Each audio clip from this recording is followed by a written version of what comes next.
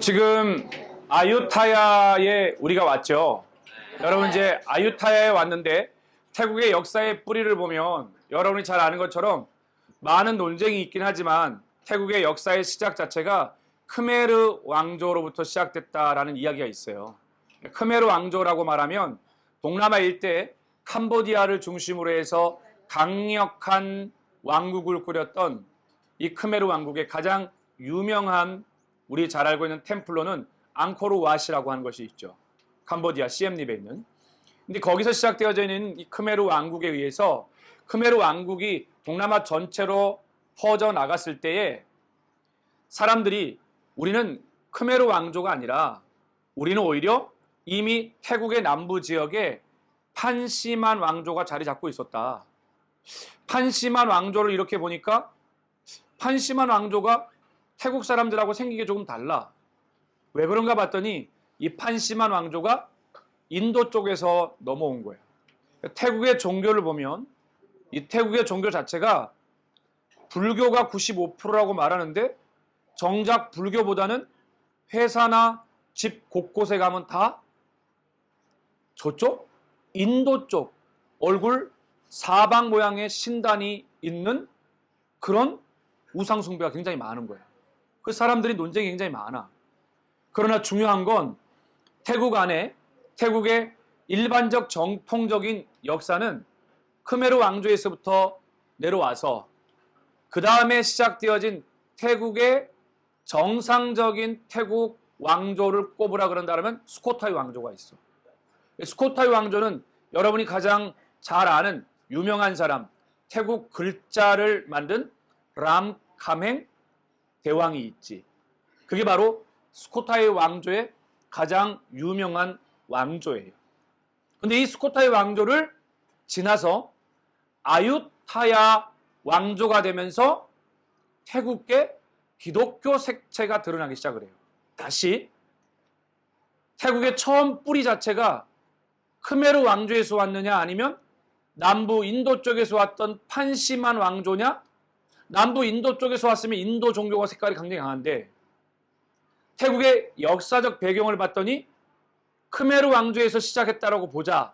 근데 그 다음에 스코타이 왕조가 있는데 그 스코타이 왕조에서는 어떤 느낌의 기독교 색채도 드러나지 않아.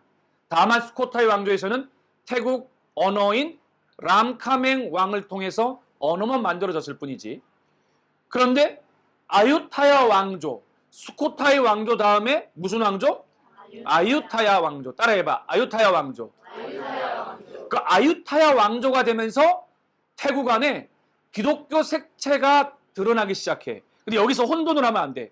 기독교라고 하면 일반적으로 프로테스탄트를 가리켜서 기독교라고 이렇게 얘기를 하는데 사실은 태국 안에서 기독교라고 불리면 뭘 말하냐면 캐톨릭, 로만 캐톨릭과 일반 프로테스탄트를 다 아울러서 기독교라고 얘기를 해.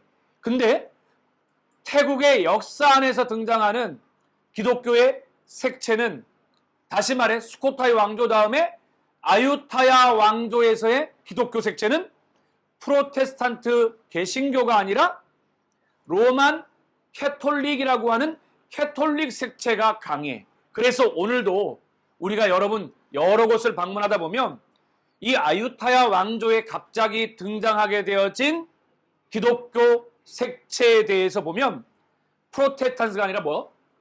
로만 캐톨릭의 색채가 강해. 그걸 알고 시작하는 게 되게 중요해요.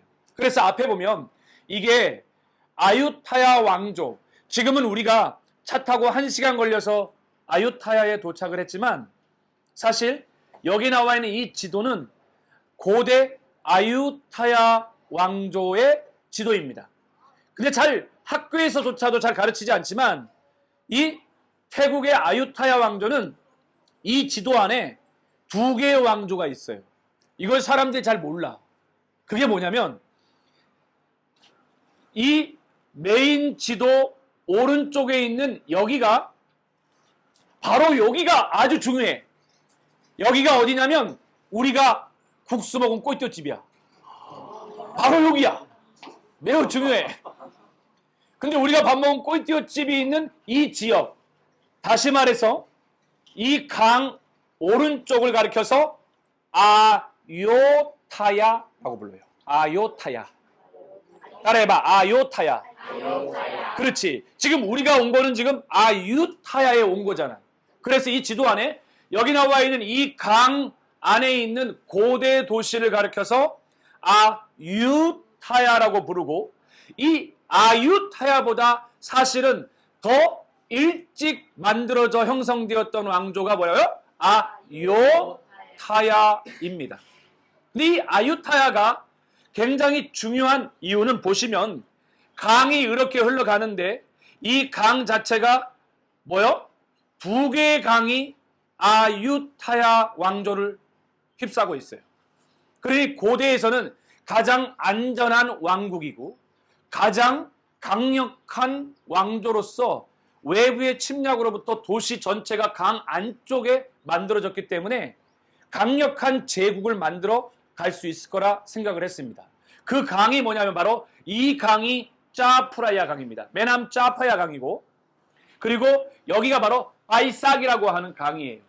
짜프라야 강과 바이삭이 두 개가 합쳐지는 이 삼거리에서 강이 메남 짜파야로 되어져서 두 개 강 자체가 하나로 합쳐져서 지금 방콕에 있는 짜프라야 강으로 흘러내려가는 거예요. 그러니까 두 개의 강이, 무슨 말인지 알겠지? 짜파야하고 바이삭 강이 합쳐져서 짜프라야 강으로 해서 우리 지금 사남누엉이라고 하는 그 왕실, 왕궁 쪽으로 흘러가게 되어집니다.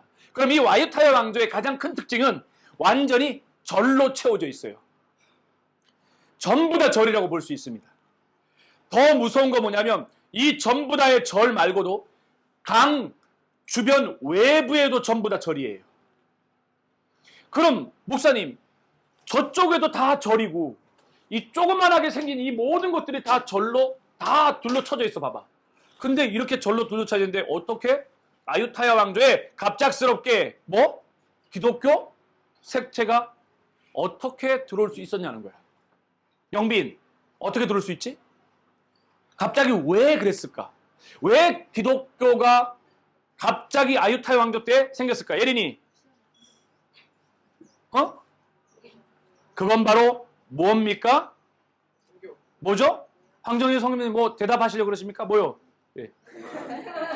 뭐 때문인지 여러분 가장 중요한 건 바로 이때 아유타야 왕조가 중국과 일본과 유럽과 무역이 시작되기 시작했습니다. 전 세계 남미도 그렇고 여러분 캐톨릭의 문화가 유럽 쪽에서 들어오기 시작하면서 종교가 기독교 문물이 들어오기 시작을 해요. 태국도 아유타야 왕조 때 가장 불교가 흥하던 시기에 놀랍게 외국인 선교사가 들어올 수 있었던 건 그 나라에 무역이 시작되어지면서 외교 무역이 되다 보니 외국 사람들이 들어오게 되어지고 외국 사람들이 살게 되어지고 그러면서 그 사람들에게 필요한 건 기독교 문화, 기독교 색채였어요. 그래서 아유타야 왕조의 어디에서 놀랍게도 도미티안, 로만 캐톨릭이 들어오게 되어집니다.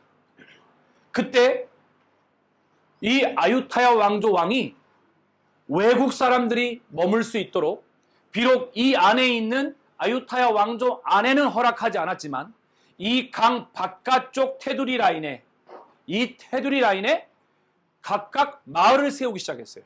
그러니까 여기 있는 우리 국수집을 중심으로 해서 가장 먼저 이렇게 빠져나오면 무슨 마을이냐면 재패니스 빌리지가 있어요. 일본, 이 얘기는 일본과 무역을 했다는 뜻이고 그 다음에 이 재패니스 빌리지를 지나서 내려오게 되어지면 뭐가 있냐면 포르투갈이 있습니다. 그러니까 굉장히 멀리 있는 포르투갈과 무역을 하게 되어지면서 여러분 기독교가 캐톨릭이 들어오기 시작하면서 그 무역을 하던 무역 주재원들이 선교사를 보내달라고 요청함으로 인하여서 선교사가 공식적으로 태국 땅 안에 들어오게 되기 시작을 해요. 그래서 이 주변 빌리지를 거쳐서 오늘 여기 보면은 왓차이라고 하는 아주 거대한 태국 절이 있는데 우리는 여기 갈 필요가 없고, 그래서 오늘은 제페니스 빌리지하고 포르투갈 빌리지를 거쳐서 성 조셉 처치라고 하는, 그래서 원래 여기 여러분에서 교회 찾아보라고 이렇게 목사님이 시간이 되면 시키려고 그랬었는데 교회가 여기 이렇게 있게 되어집니다. 이렇게 들어온 아유타야 왕조의 기독교 문화는 언제까지 이어지느냐? 포르투갈을 비롯해서 주변에 있는 캐톨릭 신부 사제들이 들어와서 여기다가 나중에는 프랑스에서 엄청난 선교사를 보내면서 심지어 여기다가 프랑스 세미너리까지 만들어요. 다시 말해서 신학교까지 있을 정도로 아유타야 왕조가 그렇게 복음이 흥하게 되어지고 그렇게 되어져요. 그러면 이렇게 흥하던, 이렇게 세워진 아유타야 왕조가 언제 그러면은 기독교인들이 갑자기 확 주저앉느냐? 바로 버마, 미얀마와의 전쟁에서 지게 되어지면서 급격하게 핍박을 받게 되어져요. 그럼 목사님, 오늘 우리가 가게 된다면 이 아유타야에서 포르투갈 빌리지만 가면 되는데 왜 제페니스 빌리지는 왜 들리나요? 제페니스 빌리지 안에 어떤 색채가 남아져 있냐면 그때 당시에 핍박받은 흔적이 있기 때문에 거기를 들리는 거예요. 그리고 나서 포르투갈 빌리지를 거쳐서 성 조셉의 일정을 마쳐요. 그리고 여기서만 끝나는 게 아니라 원래 태국의 기독교 역사를 이해하기 위해서는 이 아유타야 왕조를 이해하고 나서 그 다음 넥스트 스텝이 어디냐면 바로 CCT에 있는, 저기 시암 디스커버리 옆에 있는 CCT 본부 1층에 보면 기독교 역사 박물관이 있습니다. 그 기독교 역사 박물관을 들러야 되고, 그리고 나서 거기가 끝이 나고 나면 이 땅에 얼마나 많은 선교사님들이 이 땅을 거쳐갔는지 외국인 선교사 묘지가 있어요. 그게 바로 아시아티크 옆에, 나이트 바자 옆에 그 선교사를 위한 묘원이 있게 되는데 원래 그렇게 일정들을 맞춰줘야 됩니다. 그러나 인투 더 바이블 시간과 이런 상황들을 고려해서 오늘 목사님이 여러분들과 함께 라이트하게 이렇게 거쳐가게 되는데, 사실 메인 강의를 보면 이 지도 하나를 통해서 여러분들이 이미 다 배운 거나 마찬가지입니다. 강의를 마치겠습니다.